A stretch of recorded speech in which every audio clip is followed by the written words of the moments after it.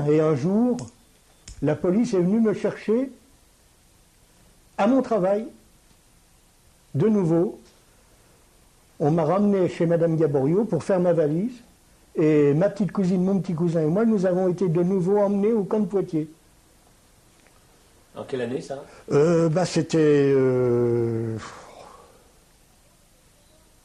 en 1940, ça devait être en courant 1942, ou même peut-être début 43, quelque chose comme ça. Et de Poitiers, nous ne sommes pas trop restés longtemps. De nouveau, probablement grâce aux efforts du révérend Père Fleury et du grand rabbin, nous avons été placés dans un centre de l'UGIF à Paris, au centre Lamarck. C'est comme une maison d'enfants. Une maison d'enfants israélite. Il y avait plusieurs centres de l'UGIF à l'époque à Paris. Il y en avait rue Secrétan, il y en avait rue Lamarck, il y en avait à Louvciennes. Donc nous étions environ 200 enfants placés dans ces centres de l'UGIF, où nous n'étions pas trop malheureux, nous étions bien là. Qu'est-ce qu'on faisait dans ces centres? Qu'est-ce que vous comment faisiez? vous passiez votre temps? Comment on passait notre temps? Moi, j'avais commencé à apprendre le métier de menuisier, j'étais dans une école de menuisier. Mon petit cousin, lui, ne faisait rien, il allait à l'école.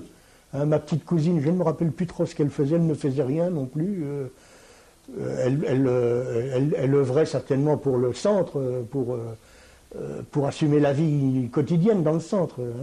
Nous étions, je ne me souviens plus combien nous étions au centre Lamarck, nous étions peut-être environ 80 peut-être. Et plus l'encadrement, il y avait des moniteurs, des cuisiniers, et tout un tas de choses comme ça, bien entendu. Et vous aviez appris la menuiserie auprès de qui? Dans une école? Dans une école, mais je ne me rappelle plus exactement où. J'avais commencé à la fin de mon séjour. C'était même pas à l'époque à Lamarck, nous étions à Secrétan. Parce qu'à Lamarck, nous ne sommes pas restés longtemps.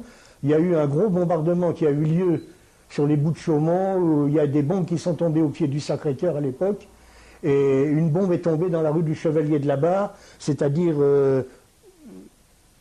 sur le trottoir de notre maison.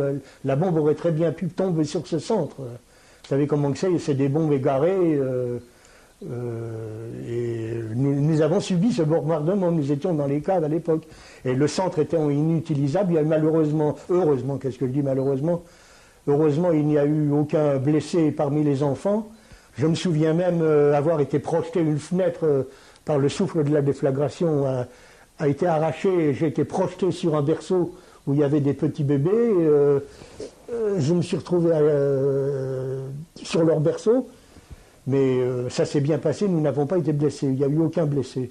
Et ils nous ont repliés ensuite rue Secrétan, au centre Secrétan, et c'est là que j'ai dû commencer à aller dans une école où j'ai commencé à apprendre la menuiserie. Et ensuite, il y a eu cette malheureuse rafle. Alors, vous êtes à l'école Secrétan jusqu'à quelle date à ce moment-là? Jusqu'au 21 juillet 1944. Ah. Le 21 juillet 1944, la police vient nous arrêter sur ordre de Brunner, je crois, celui qui dirigeait la Waffen-SS la Gestapo, je veux dire, à Paris. Et ils arrêtent tous les enfants et tous les moniteurs et tout l'encadrement de tous les centres de l'UGIF. Et ils nous emmènent au camp de Drancy.